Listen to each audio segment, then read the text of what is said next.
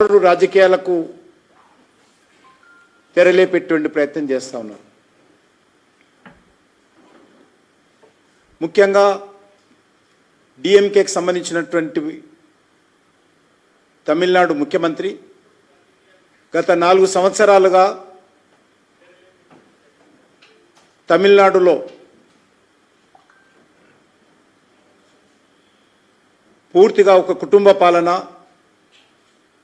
ఒక అవినీతి పాలన, కుంభకోణాల పాలన చేస్తూ ఆ తండ్రి కొడుకుల ప్రభుత్వము, స్టాలిన్ కుటుంబ ప్రభుత్వము ప్రజలలో వ్యతిరేకత కూడగట్టుకున్న నేపథ్యంలో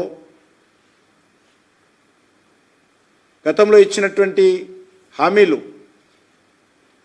అమలు చేయనటువంటి నేపథ్యంలో భారతీయ జనతా పార్టీని, అదేవిధంగా డీలిమిటేషన్ పేరుతో, భాష పేరుతో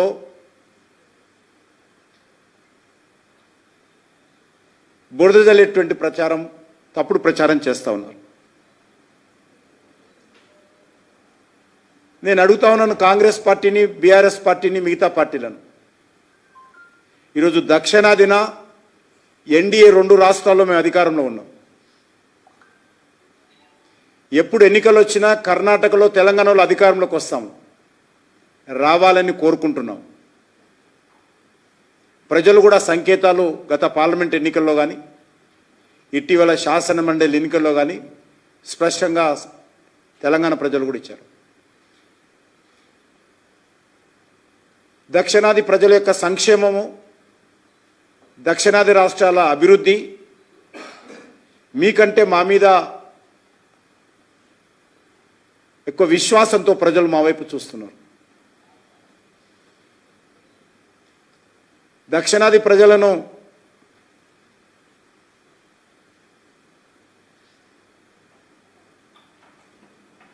ఈరోజు వారి సంక్షేమం కోసం చిత్తశుద్ధితో మేము కృషి చేస్తూ ఉన్నాం, భవిష్యత్తులో కూడా చేస్తాం. మేము దక్షిణాదికి అన్యాయం చేసి భాషల పేరు మీద మేము భారతీయ జనతా పార్టీని నడపాలనుకోవడం లేదు. దక్షిణాదిలో కూడా పూర్తి స్థాయిలో పట్టు సాధించాలని, దక్షిణాదిలో కూడా ఇప్పుడున్నటువంటి ఎన్డీఏ ప్రభుత్వాలు 2 ఏవైతున్నాయో వచ్చేటువంటి శాసనసభ ఎన్నికల్లో కర్ణాటకలో కానీ తెలంగాణలో గెలవాలని, తమిళనాడులో మరింత పట్టు సాధించాలని మేము అంకిత భావంతో పనిచేస్తూ ఉన్నాం. అందుకే ఈరోజు దక్షిణాదిలో భారతీయ జనతా పార్టీ బలపడకూడదని ఈరోజు ఇక్కడ ఉన్నటువంటి కాంగ్రెస్ పార్టీ కానీ, డిఎంకే పార్టీ కానీ, లేక బీఆర్ఎస్ పార్టీ కానీ రాజకీయ కుట్ర కోణంతో ఈ యొక్క దుష్ప్రచారము, ఈ తప్పుడు ప్రచారం చేస్తూ ఉన్నారు.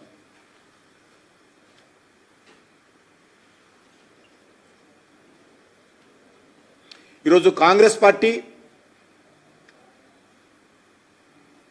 3 రాష్ట్రాలకు పరిమితమైంది. ఆ 3 రాష్ట్రాల్లో ఎప్పుడు ఎన్నికలు వచ్చినా దక్షిణాదిలో ఉన్నటువంటి 2 రాష్ట్రాలు కానీ, ఉత్తరాన ఉన్నటువంటి హిమాచల్ ప్రదేశ్ కానీ భారతీయ జనతా పార్టీకి ప్రజలు పట్టం కట్టబోతా ఉన్నారు.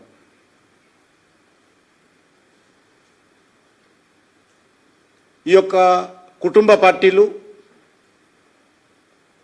అవినీతి పార్టీలు, అసమర్థ పార్టీలు మూటాగా ఏర్పడి ఈరోజు ఒక సమర్థవంతంగా దేశాన్ని ముందుకు తీసుకెళ్తున్నటువంటి నరేంద్ర మోడీ గారి ప్రభుత్వం పైన దుమ్మెత్తి పోసేటువంటి ప్రయత్నము, బురదజల్లేటువంటి ప్రయత్నం చేస్తూ ఉన్నారు.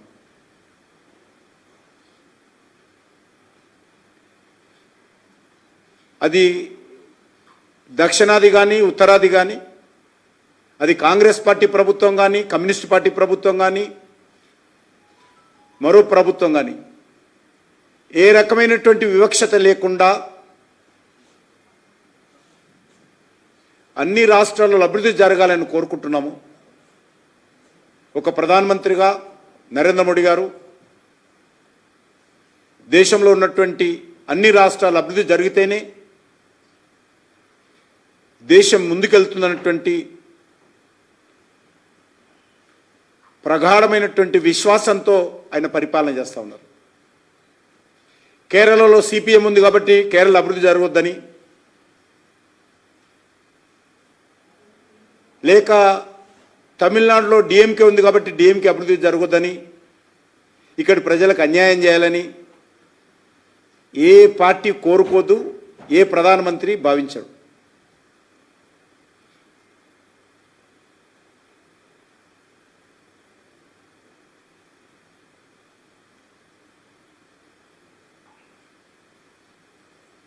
డీలిమిటేషన్ సంబంధించి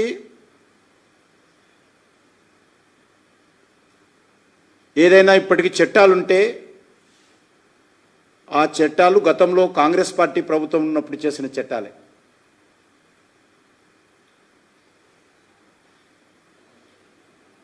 ఇప్పటికీ జనాభా సేకరణ జరగాలి,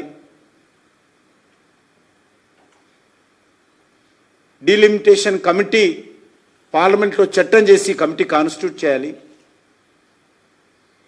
ఆ కమిటీ దేశమంతా విస్తృతంగా ప్రజల యొక్క, రాజకీయ పార్టీల యొక్క, మేధావుల యొక్క సలహాలు, రాష్ట్ర ప్రభుత్వాల సలహాలు తీసుకోవాలి. ఇందులో రాష్ట్ర ప్రభుత్వాల పాత్ర చాలా కీలకంగా ఉంటుంది. ఇప్పటికీ అసలు దీనిపైన ఏ రకమైనటువంటి ఆలోచన చేయకముందే ఏదో జరిగిపోతుందని, ఏదో అన్యాయం జరుగుతుందని రేవంత్ రెడ్డి, కేటీఆర్ ఒకే మీటింగ్లో కూర్చొని మాట్లాడడం ఏదైతున్నదో ఇది పూర్తిగా వాస్తవ విరుద్ధమని సందర్భంగా మనీయేస్తా ఉన్నాను.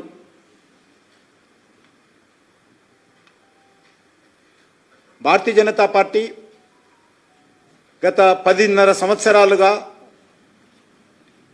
నరేంద్ర మోడీ గారి నాయకత్వంలో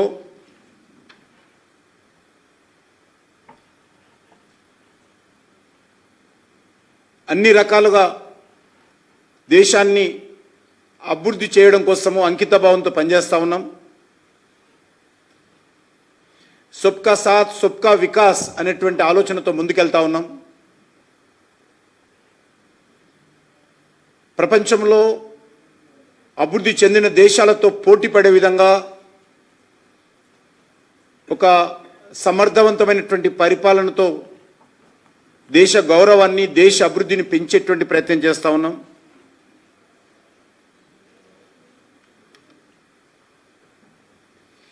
ఈ విజయము ఒక దేశంగా అన్ని రాష్ట్రాల ప్రజలు సాధించినటువంటి విజయం.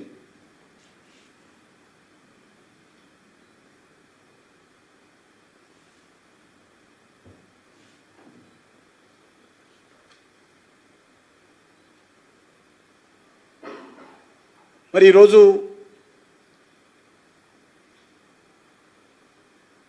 ఈ రాష్ట్రంలో ఉన్నటువంటి ముఖ్యమంత్రి రేవంత్ రెడ్డి గారు గత శాసనసభ ఎన్నికల్లో ప్రజలకు ఇచ్చినటువంటి హామీల మీద దృష్టి పెడితే బాగుంటుంది. గ్యారెంటీలు అమలు చేసేటువంటి దృష్టిని కేంద్రీకరిస్తే బాగుంటుంది. అంతే తప్ప కేంద్రం మీదనో లేకపోతే డీలిమిటేషన్ పేరు మీదనో విమర్శలు చేసినంత మాత్రాన ప్రజలలో ఏర్పడుతున్నటువంటి అసంతృప్తి పోదు అనే విషయాన్ని సందర్భంగా మనం చేస్తున్నాం.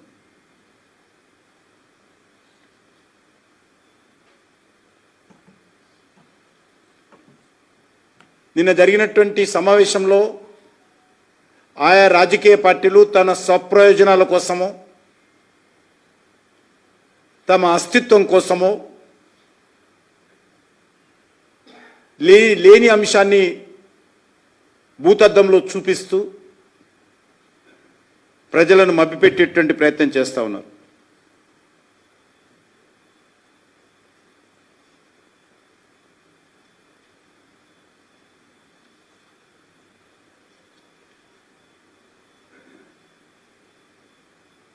గత పార్లమెంట్ ఎన్నికలకు ముందు కూడా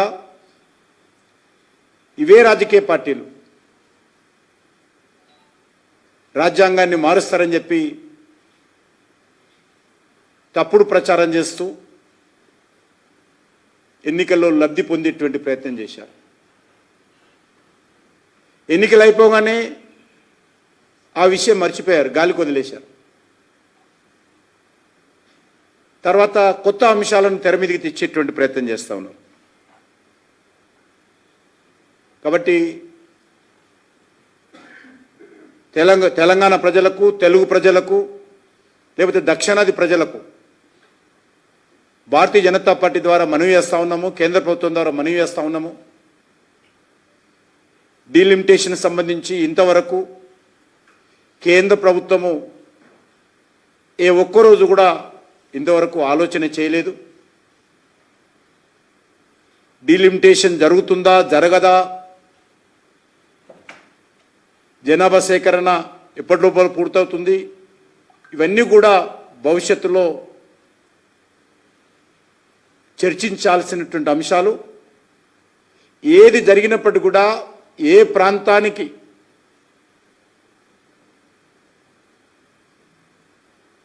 ఒక బియ్యం గింజంతా కూడా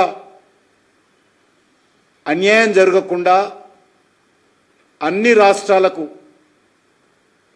సమన్యాయం దృక్పథంతో సబ్కా సాత్ సబ్కా వికాస్ పేరుతో నరేంద్ర మోడీ గారి ప్రభుత్వం పనిచేస్తుందనే విషయాన్ని మనవి చేస్తూ, ఈ యొక్క ప్రతిపక్ష పార్టీలు, కుటుంబ పార్టీలు, అవినీతి పార్టీలు,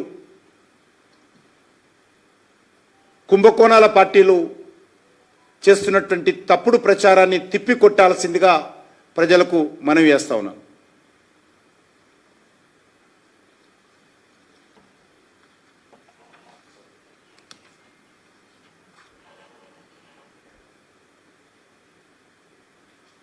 ఈ రెండు పార్టీలు కూడా వెళ్తూ వెళ్తూ మజ్లిస్ పార్టీని మర్చిపోయినట్టుంది.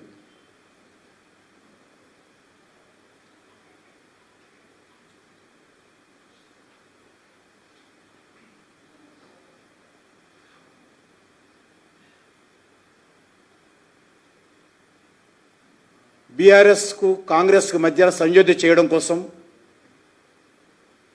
మజ్లిస్ పార్టీ ప్రయత్నం చేస్తూ ఉంది. అయినప్పటికీ కూడా భారతీయ జనతా పార్టీ భయపడే ప్రసక్తి లేదు. బీఆర్ఎస్ కాంగ్రెస్ ఒకటైనా కూడా తెలంగాణ ప్రజలను కూడగట్టుకొని ఈ యొక్క మూడు పార్టీలను కూడా సమర్థవంతంగా ఎదుర్కొనేటువంటి ప్రయత్నం చేస్తామని ఈ సందర్భంగా మనం చేస్తున్నాం.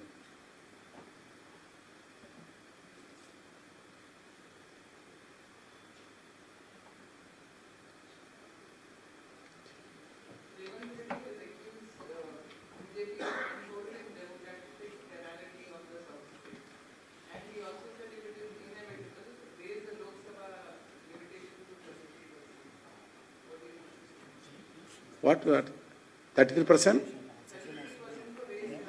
जो మహిళల రిజర్వేషన్ వ్యతిరేకించేటువంటి పార్టీలు కూడా మహిళలకు రిజర్వేషన్ సంబంధించినటువంటి ఏదైతే అమలు చేయాల్సిందో అది జరగకుండా ఉండడం కోసం కూడా ఈ పార్టీలు డీలిమిటేషన్ అంశాన్ని ముందుకు తీసుకొచ్చి బురదలే ప్రయత్నం కూడా చేస్తూ ఉన్నారు కొన్ని రాష్ట్రాలు.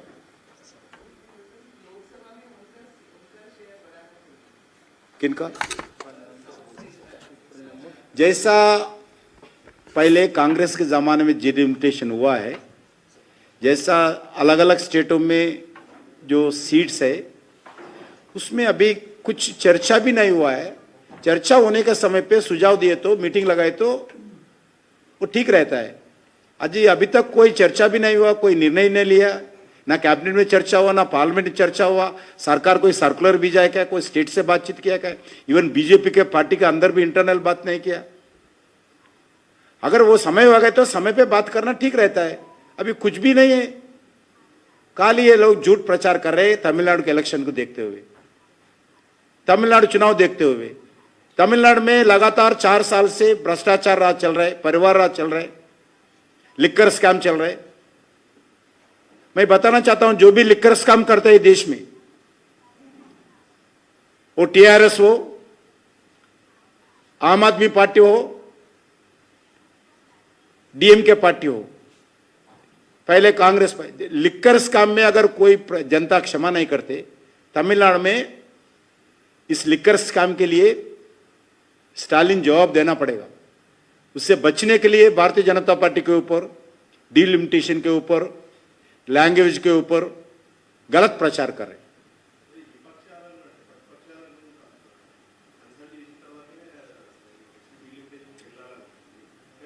డిలిమిటేషన్ కమిటీ ఉంటుంది, పార్లమెంట్లో చర్చిస్తారు, పార్లమెంటులో చర్చిస్తారు. అన్ని పార్టీలు ఉన్నారు కదా, రాహుల్ గాంధీ ఉన్నాడు కదా, పార్లమెంట్లో చట్టం చేయాల్సి వస్తుంది. పార్లమెంట్లో అన్ని పార్టీలు మాట్లాడాలి, అందరు ఎంపీలు అందరు ఉంటారు. ఇంకా ఏది లేదు ఇప్పటి వరకు.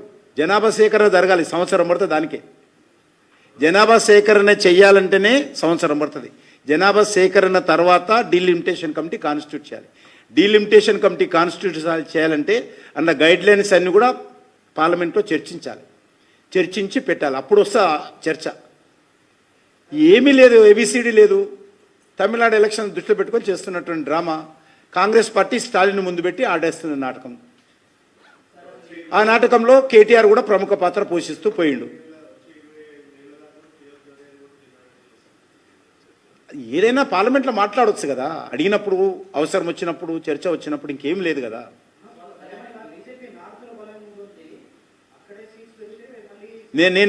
నేను భారతీయ జనతా పార్టీ సౌత్లో మేము పెరుగుతలేమా? మాకు ఇక్కడ పార్టీ వాళ్ళు మస్తుగా అంటారులే వాళ్ళ గురించి. ఎందుకు? ఇప్పుడు ఆల్రెడీ మేము కర్ణాటకలో ఉన్నాము, ఆంధ్రప్రదేశ్లో ఉన్నాము, పుదుచ్చేరిలో ఉన్నాము, తెలంగాణలో ఉన్నాము. మేము ఇక్కడ మా పార్టీ పెరగొద్దా? ఇక్కడ పార్టీ నష్టపోవాలి ఉంటుందా మాకు? అలా ఏమన్నా అలా భాష నాకు రాదు. కానీ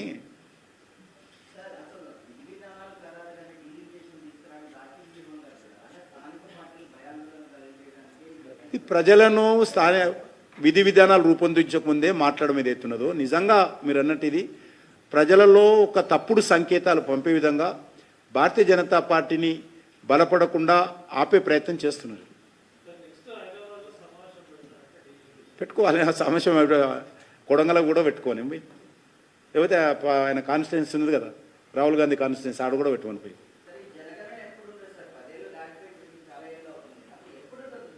ఇంకా స్పష్టత వచ్చినప్పుడు చెప్తాం కదా. మీరు రాలేదు స్పష్టత. పార్లమెంట్లో దానికి సంబంధించి కూడా నిర్ణయం తీసుకోవాల్సింది.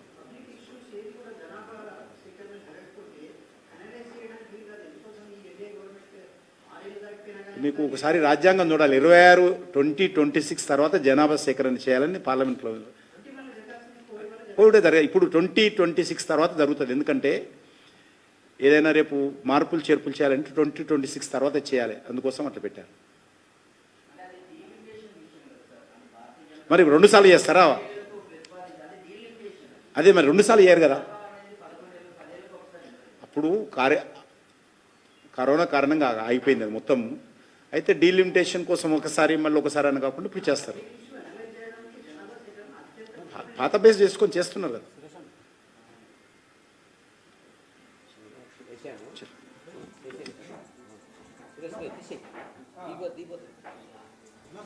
తీసేసుకున్నా